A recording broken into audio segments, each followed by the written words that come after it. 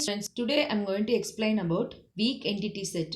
In the last class, we had discussed about what is meant by entity set, attribute, a relationship, and the different types of structural constraints with ER diagram. Now we'll see what is meant by weak entity set and strong entity set and how it will be implemented in the ER model.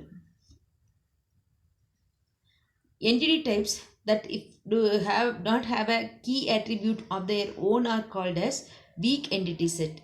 In the last class we had discussed about key attribute. The attribute which distinguishes the entities present in the entity set is called as a key attribute. The entity set which is having the proper key attribute is called as a strong entity set. The entity set which does not have a proper key attribute is called as a weak entity set. Then how we can identify the weak entity set entities? Okay, so that we are going to see now. So entities belongs to weak entity sets are identified with the help of another entity type which defines a strong, which is a strong entity type. Okay, so we call this other entity type as identifying or owner entity type, and we call this relationship as a identifying relationship.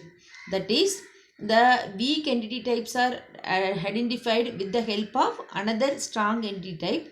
In that case, the strong entity type is called as a identifying or owner entity type, and then the relationship between the strong and the weak entity type, identifying entity type and the weak entity type is called as a identifying relationship.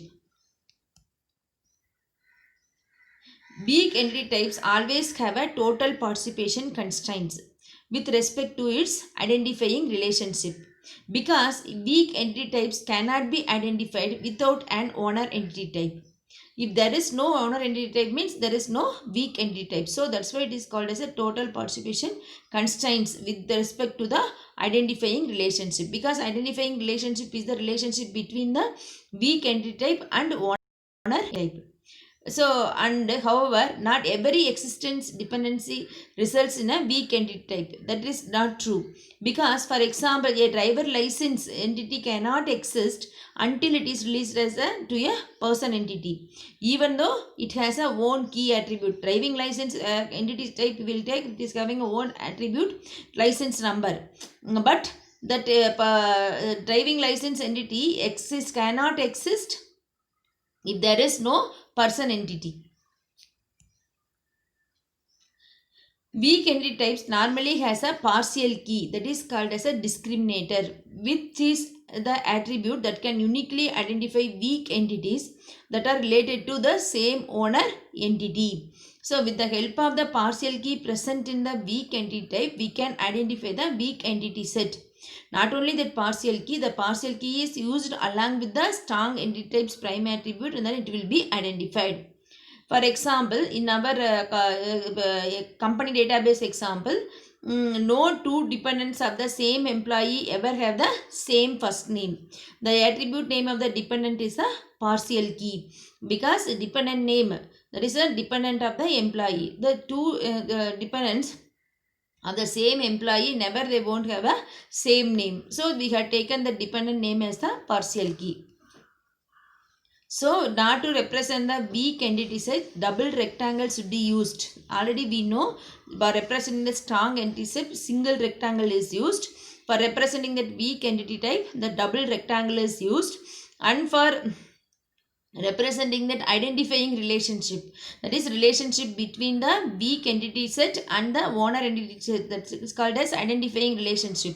Now to represent that relationship, double diamond symbol is used, and the normally the key attributes are represented as underlined in the oval symbol, but the partial key or discriminator is represented with dotted lines. Okay, so this is the three things used to represent the weak entity set. So here we have taken that example as company database. In the company database already we have seen we are having three strong entity sets: employee, department and project. Employee is identified with the help of the key attribute SSN. Department is identified with the help of the key attribute either name or number, and project is identified with the help of the project name or project number. Any one can serve as a primary key attribute. But if we take dependent, dependent is also one of the entity set. But dependent, we can't, one employee may be having many dependent, but in that more than one employee will be having the same dependent name. So the name of the dependent, we can't take it as a key attribute.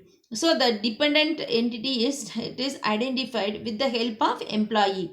So employee name along with the dependent name, never it won't be the same for more than one employee. So the employee dependent name that is called as a partial key. Along with that employee's SSN name will be, employee's SSN is taken to identify the dependent entity set. So see here, employee is the owner entity set and dependent is the weak entity set. The relation dependent is identified with the help of employee owner entity set. The relationship between employee and dependent is represented with the relationship dependence of, that will be represented with double diamond symbol, and that here there is a total participation is represented in the relationship, because if there is no employee, no dependent. So this is the about the weak entity set.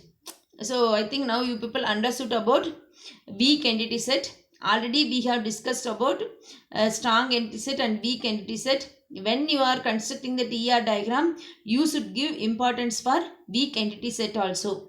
So clearly that should be specified in the ER diagram.